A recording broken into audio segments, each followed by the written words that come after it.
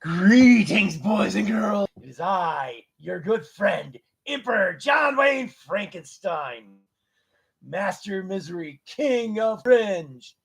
And I'm here today because I wanted to discuss a movie I recently saw that I loved.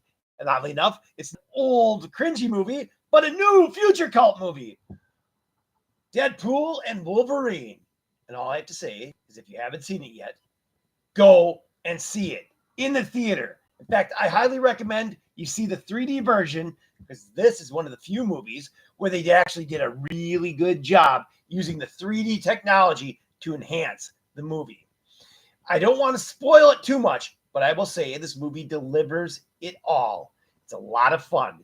If you're a fan of Wolverine, the X-Men, superheroes, Marvel movies, Deadpool, action, adventure, fun, having a good time, any of that, this is the movie for you.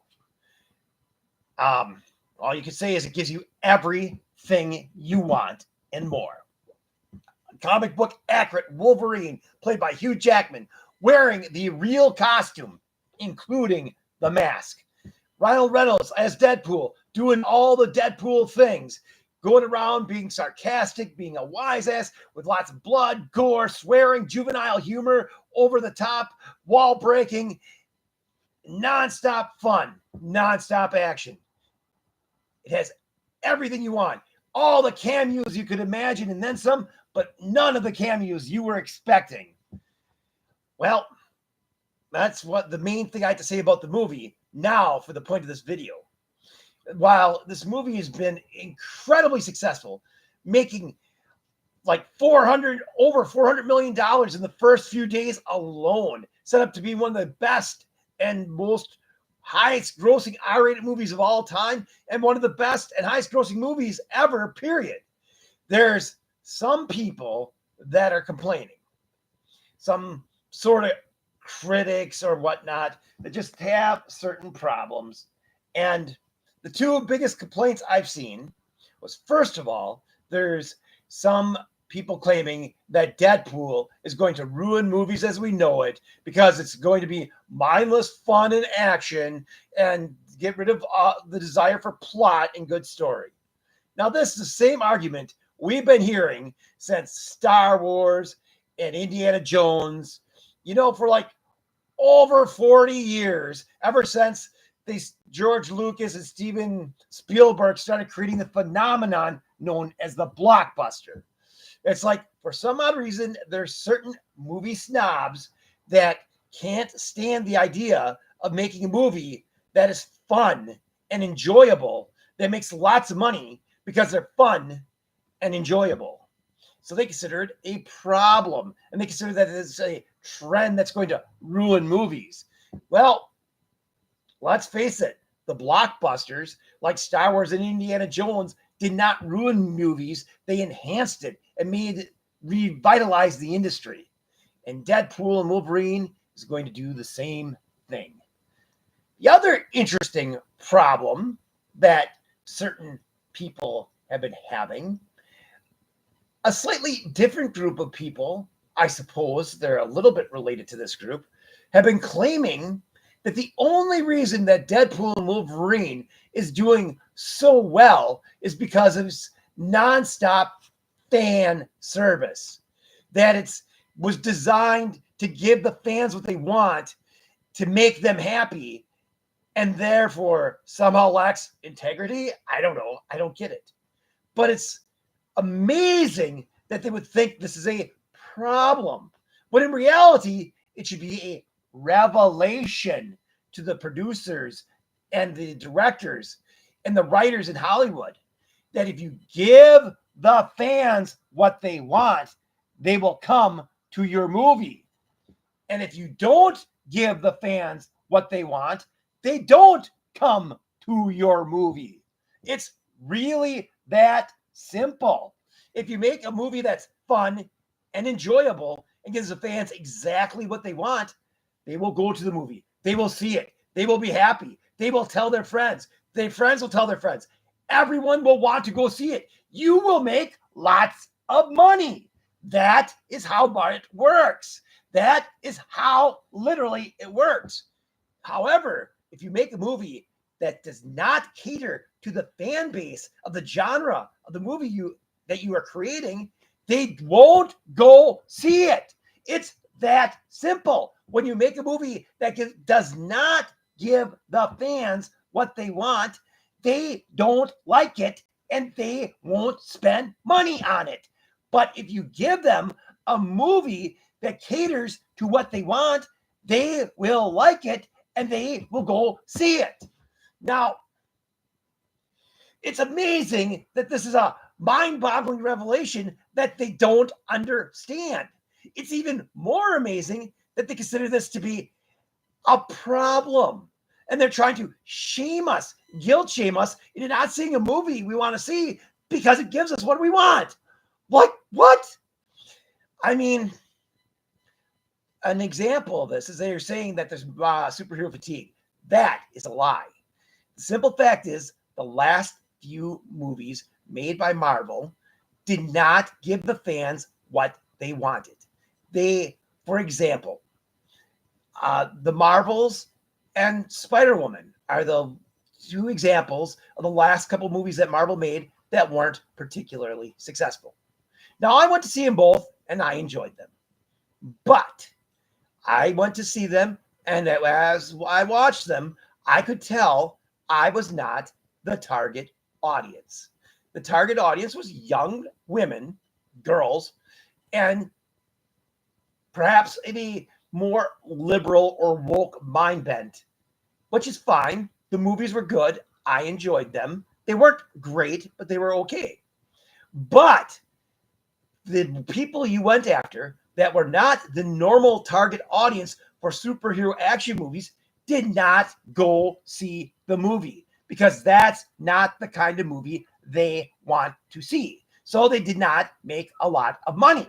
Now, you could claim it was sexism, racism, male monogamy, or whatever you want.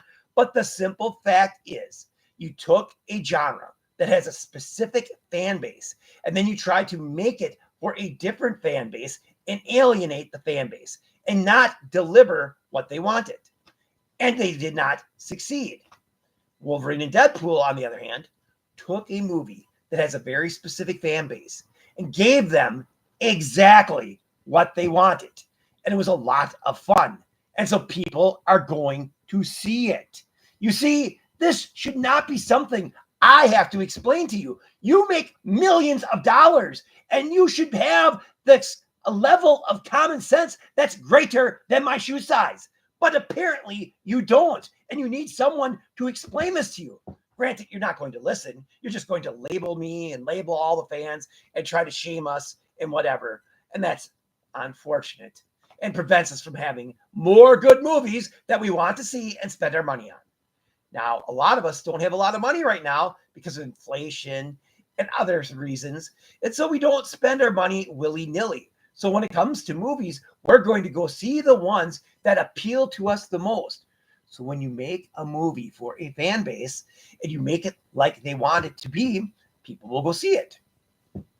Now, there's a lot of shaming action movies, hero movies, and movies that appeal to what they call the toxic male philosophy. And if you really wanted to go that route, then you should make it so that every romance movie has the women fall in love with a overweight, non-rich, non-super attractive, middle-aged man that has a normal job. You're talking about appealing to the male fantasy? Well, romance movies appeal to the female fantasy. And all of them, they have super attractive, rich men that they fall in love with, that falls in love with them, even though they're socially out of bounds for that woman. And that appeals to the toxic female fantasy. That convinces them that normal guys like me aren't good enough. But that's okay. But having superhero movies that have action in and maybe good-looking girls is bad and shouldn't be done because guys want to see it, and it gives us an unrealistic expectation in reality.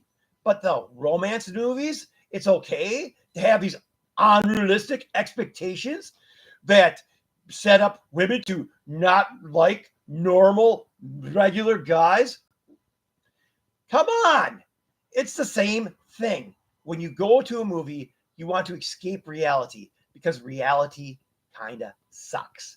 You want to go see something, a fantasy. You want to live out a fantasy for a couple hours that takes you from reality and brings you into a world that caters to your desires. And if that's being a smart mouth superhero that's clawing and stabbing and shooting everyone, then let it be that.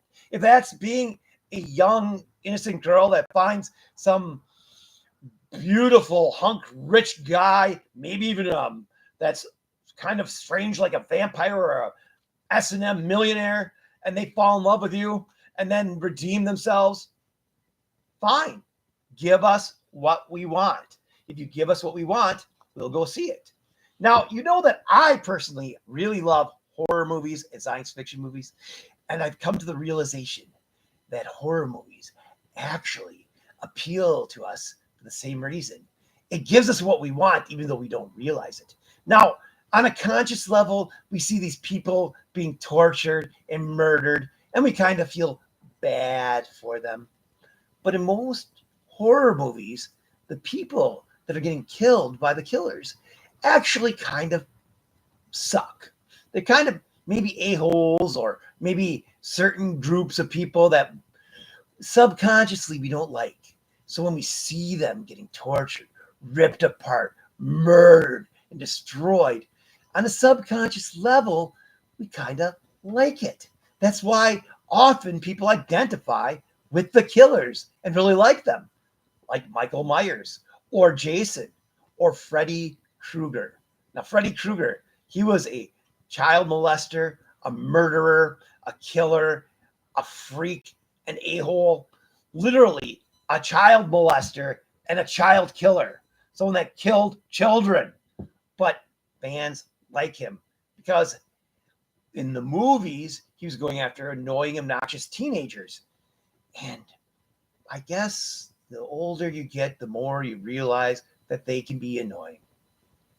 But in any case, that's a total side note and then a point for another video entirely. I get distracted because you know me. I love horror movies and I want to be a horror host. But back to the bottom line. If you're a Hollywood producer, a Hollywood writer, a Hollywood director, give us what we want and we will go see your movie. Try to guilt us into watching a movie that does not give us what we want and we won't go see your movie. See, that's real simple. You should be paying me to be a consultant to help you understand this so you can make millions and billions of dollars instead of losing money. Does this movie cater to the fans? Does it cater to the people that are the target audience? If no, don't do it. If yes, okay, let's give it to them. It's that freaking simple. It's like you have degrees, you have jobs, you make millions of dollars, and your brains can't figure this out. I am just a stupid, crazy old man. I just work a full-time job where I have to work like 140 hours in 2 weeks because there's not enough people, and I get paid just a little bit above minimum wage, and I can figure this out. What is wrong with you? Why are you so stupid? I don't know. Everyone who watches this video knows what I'm talking about. They know that when a movie gives them what they want to see it. And when a movie does not give them what they want, they don't want to see it. It's beyond blatantly obvious. It's more obvious than this big nose on my face. Well, that's it. That's my rant for today. That's what the problem with Deadpool and Wolverine allegedly is, and my personal take on it. Until next time, everyone have a great day and keep going to the movies. Keep watching the old cult classics and horror movies and go to see the new good ones. And remember, I will be in the theater waiting for you, watching with you, because misery loves company, and so do I.